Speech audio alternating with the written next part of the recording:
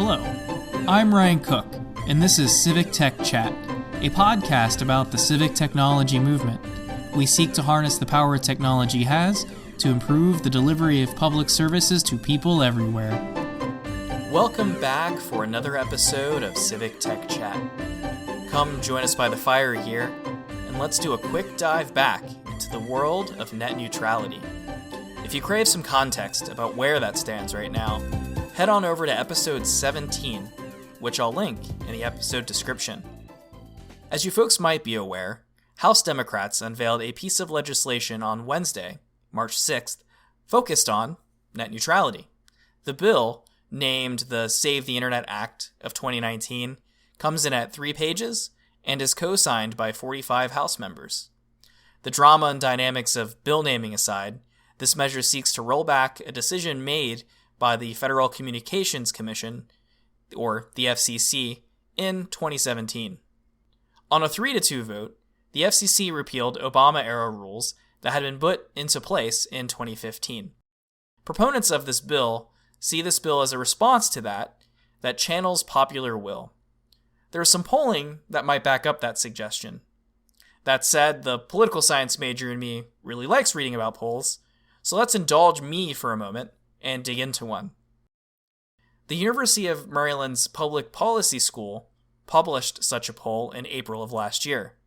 They found that 86% of Americans opposed the repeal of net neutrality rules. And this was bipartisan, with 82% of Republicans and 90% of Democrats falling into the same camp. The poll itself was made up of 997 registered voters. Folks are brought in by Nielsen Scarborough via a mail and telephone recruiting process, allowing then for the creation of a random sample. They report a margin of error of plus or minus 3.1%. Something else that's interesting about this poll is that it asks folks about how convincing a pro or anti-repeal argument is. The pro-repeal argument they presented was, concerns that advocates have about net neutrality are overblown and fail to recognize a key fact. That is, once the FCC repeals the recent rules for FCC regulation of the internet, it will revert to the Federal Trade Commission, FTC, to take responsibility for ensuring that ISPs do not engage in anti-competitive and unfair practices. The FTC will require that any changes in the service they provide will be fully disclosed. With these protections, we will be able to count on the competition of the market to ensure that ISPs provide the service that consumers want. This position was seen as convincing by 52% of those participants.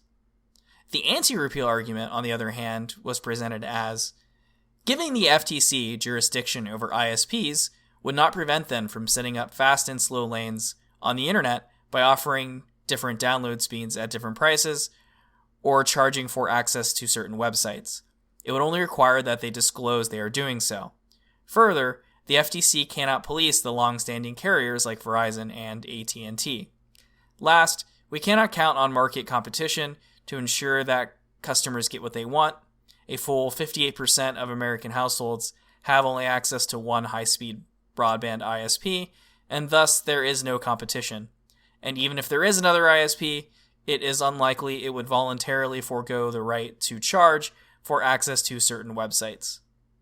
72% of participants found that one convincing.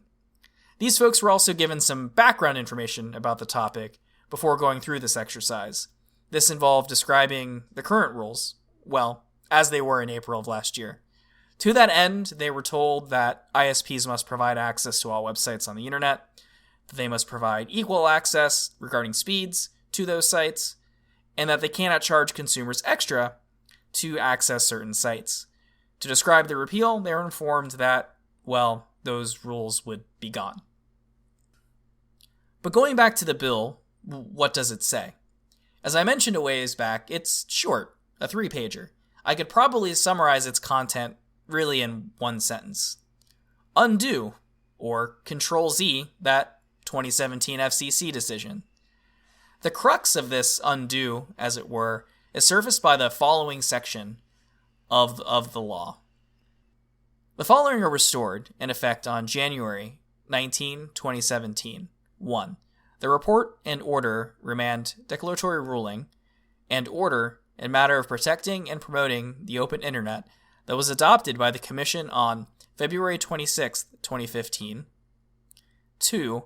Part 8 of Title 47, Code of Federal Regulations, any other rule of the Commission that was amended or repealed by the declaratory ruling, report, order, and order described in subsection 1A1. Woo. So, basically that ends up being legalese for undo this. And alright, so we have a short bill that's been introduced. You might be wondering if this has any chance at all of going anywhere within Congress. And the answer is, well, sort of.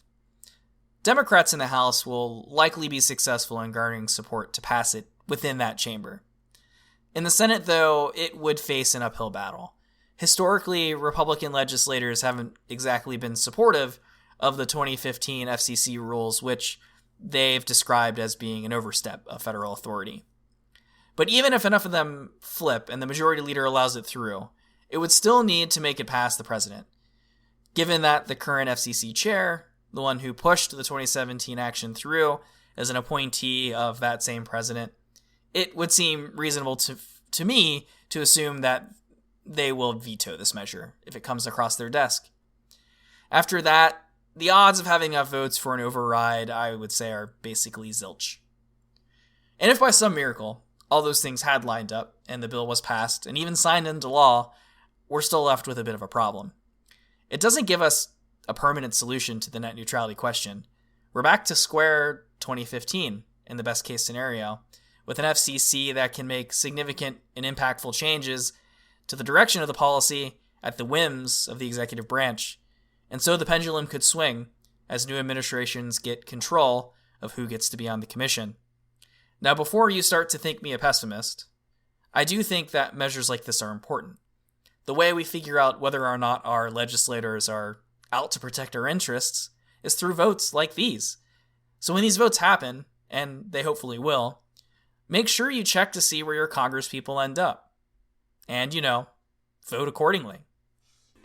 You can follow us on Twitter using the handle @CivicTechChat, visit us on the web at civictech.chat, or subscribe to us for content updates wherever it is you download your podcasts.